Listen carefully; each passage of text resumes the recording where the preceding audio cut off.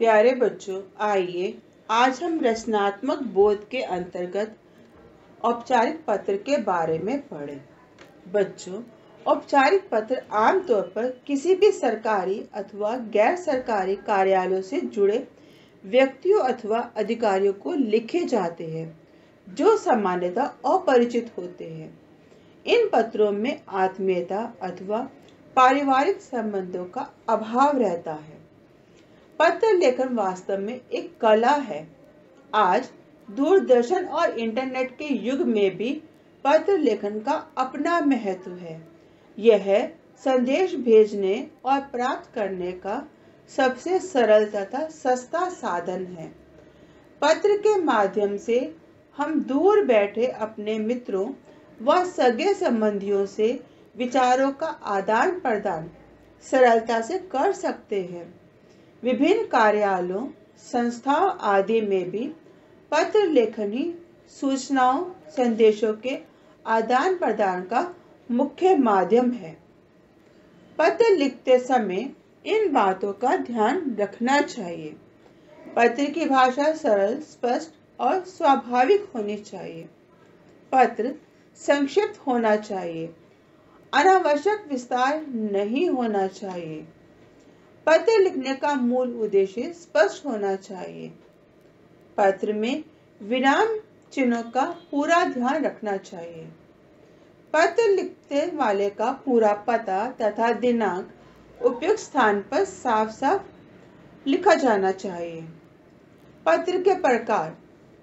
पत्र मुख्य रूप से दो प्रकार के होते हैं, औपचारिक और अनौपचारिक पत्र। आइए औपचारिक पत्र के बारे में जानें।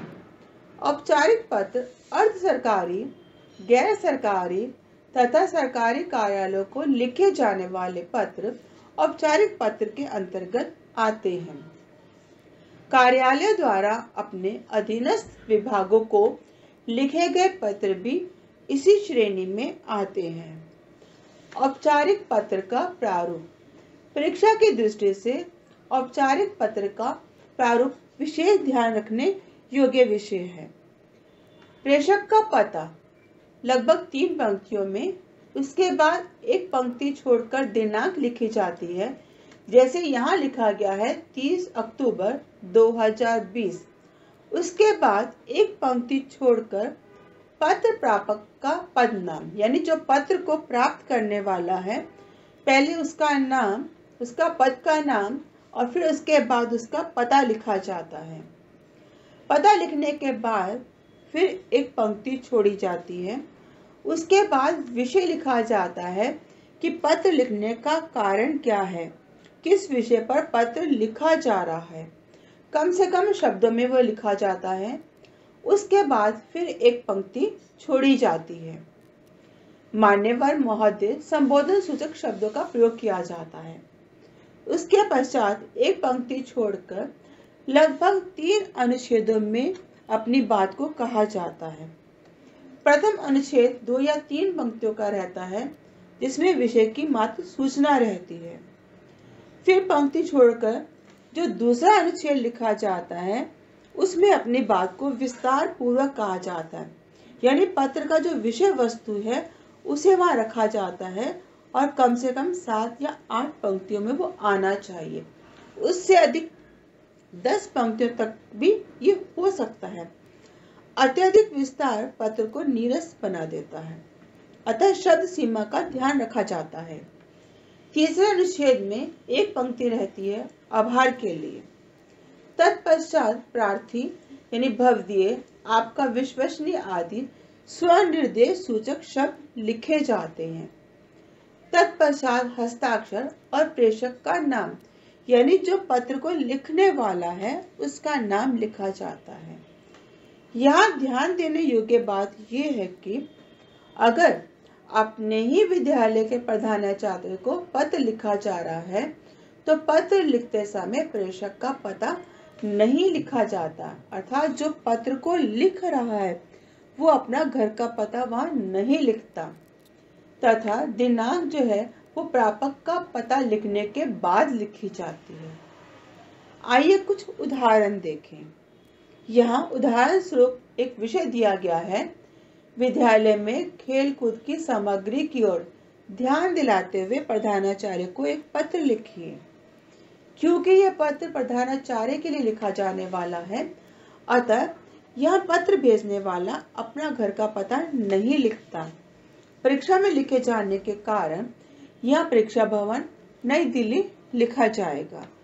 तत्पश्चात दिनांक और दिनांक के पश्चात फिर एक पंक्ति छोड़कर प्रधानाचार्य जी और पता। जैसे यहाँ लिखा गया है, प्रधानाचार्य जी, भाई परमानंद विद्या मंदिर स्कूल, सूर्य निकेतन, दिल्ली। तत्पश्चात एक पंक्ति छोड़ी गई है, फिर विषय लिखा गया है और विषय है खेल कूद की सामग्री के लिए आवेदन। एक पंक्ति छोड़कर मान्यवर महोदय, इस पत्र के माध्यम से मैं आपका ध्यान विद्यालय में समुचित खेल कूद की सामग्री की ओर दिलाना चाहता हूँ।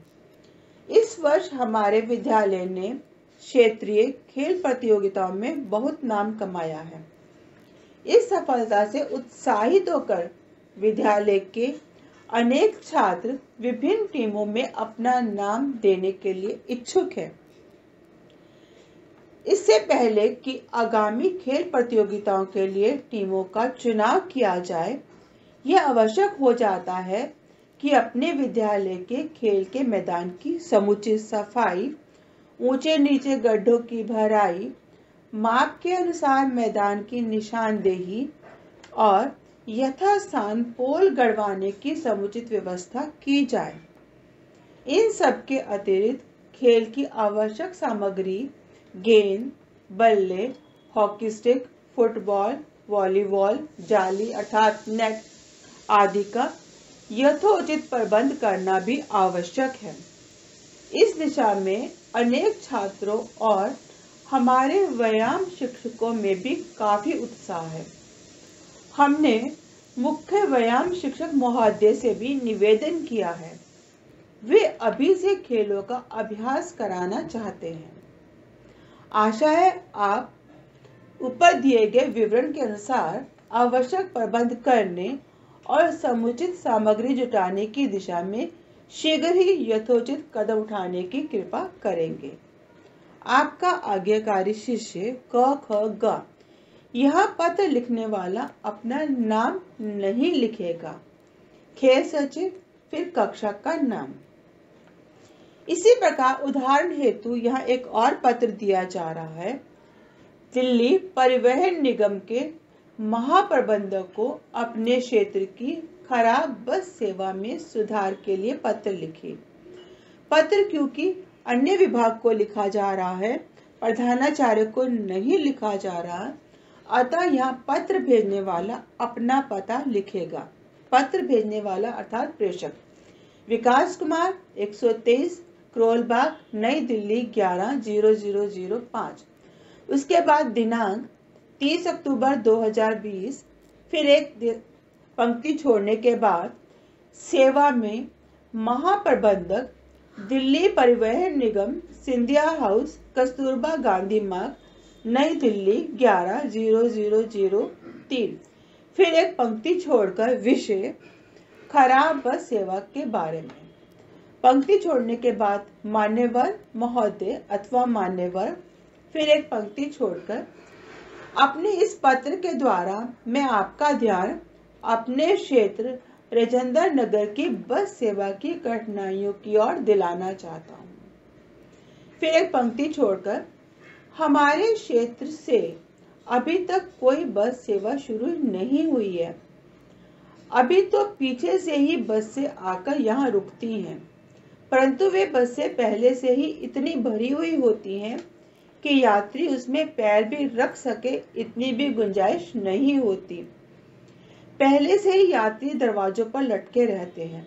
बच्चों, बूढ़ों और महिलाओं के लिए ऐसी भरी हुई बसों में चढ़ पाना असंभव है, पर पूरा दिन बसों और यात्रियों की यही हालत रहती है। परंतु सुबह शाम तो यह दुर्दशा देखकर अपनी किस्मत पर रोना आता है। हमारे क्षेत्र में पहले कुछ बसें सुबह शाम चलती थी, परंतु यह सेवा भी आपके विभाग ने बंद कर दी है। अतः आपसे अनुरोध है, या तो आप दिल्ली परिवहन निगम की कुछ स्पेशल बसें पूर्व की तरह चलवाएं, अथवा यहाँ से कुछ नए बस रूट शुरू करके उनका परमिट प्राइवेट बसों को दे दें। ऐसा करके आप इस क्षेत्र के निवासियों की कठिनाई को दूर करेंगे, साथ ही भविष्य में होने वाली दुर्घटनाओं को रोक सकेंगे। भवदीय विकास कुमार। बच्चों, अभ्यास कार्य करेंगे। अभ्यास कार्य में आप पहले औपचारिक पत्र का प्रारूप अवश्य लिखेंगे। प्रारूप में जहां जहां जितनी पंक्तियां छोड़ी गई हैं उन पे विशेष ध्यान देना अनिवार्य है। तत्पश्चात दिए गए विषय 2 पत्र यहाँ दिए जा रहे हैं जो आपको लिखने हैं। आपकी शरारत से एक डेस्क टूट गया है, जिसके लिए आपको दंडित किया गया है। प्रधानाचार्य से माफी मांगते हुए पत्र लिखिए। ये पत्र क्योंकि प्रधानाचार्य जी को लिखा जाने वाला है, अतः यहाँ आप प्रेषक का नाम पता नहीं लिखेंगे। यहाँ आप परीक्षा भवन नई दिल्ली केंद्र लिख सकते हैं। तत्पश्चात आपको पत्र के बारे में पूरा विस्तार पूर्वक लिखना है। दूसरा पत्र मोहल्ले की सड़क की दुर्दशा की ओर ध्यान आकर्षित करते हुए नगर निगम अधिकारी को पत्र लिखना है। ये पत्र लिखते समय आपको प्रेषक का पता लिखना अनिवार्य है।